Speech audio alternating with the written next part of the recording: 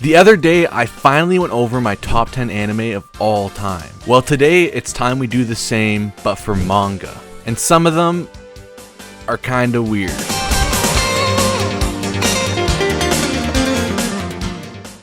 Number 10. Death Note. Who hasn't heard of Death Note? Not only was it my first anime, but it was my first manga. Now, I know this isn't a hot take or anything, but the manga is better than the anime. It has good art, it has more details when it comes to inner dialogue, and even the ending is paced better. If you were looking for your first manga, or you just never read Death Note, you should give this manga a try. Number 9. Blame. Blame is like if you took the architecture from Cyberpunk, cranked it to 11, took out all the people, and just dropped one lone depressed guy in there to wonder forever. That's Blame. It has some of the best architectural artwork out there. Like, it's actually breathtaking at times. But anyways, if you want something avant-garde and full of amazing art, Blame is right there waiting for you. Number 8. Domestic Girlfriend. Okay, now this one might seem crazy, but wait, just wait. Hear me out on this. I initially started reading it as a joke after seeing Giguk say it was his favorite manga, but I genuinely got so addicted to this burning pile of trash that I couldn't look away. The art was there, the storylines were there, the emotions were there. I was invested. I had to see how it turned out. And nearly 300 chapters later, it finally came to an end. And there hasn't been a manga that kept me that hooked for that long since. Number 7. Homunculus.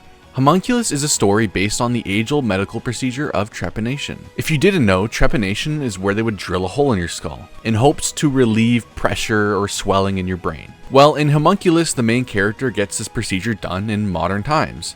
And just like some of the old folktales, he gains ESP and can see people's inner traumas as disturbing hallucinations. The manga is marked as a horror, but it felt more just like a supernatural, psychological story instead. Anyways, just give it a read. Number 6. JoJo Part 7. Of course there's going to be a JoJo entry on here, and of course it's going to be JoJo Part 7. JoJo Part 7 is in a whole other league. It's a fresh start.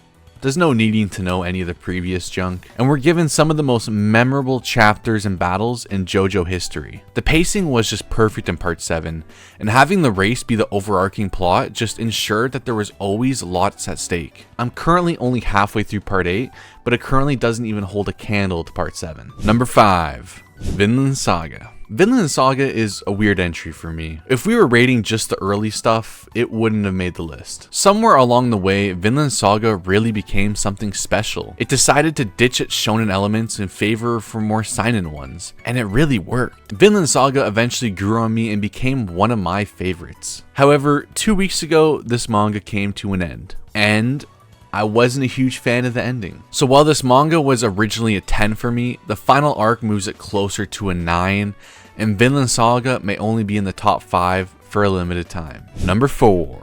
Chainsaw Man. Here's another weird entry. Part 1 of Chainsaw Man was awesome. It was a 10 out of 10. Great action shonen manga where you could just kind of turn off your brain and enjoy it. However, the same can't be said for Part 2. Part 2 has been going on for quite a while now, and it just hasn't been anywhere near the peaks of Part 1. Maybe I'll make a video in the future on this topic, but for now, Chainsaw Man Part 1 is number 4 on the list, and we're gonna pretend Part 2 never happened. Number 3.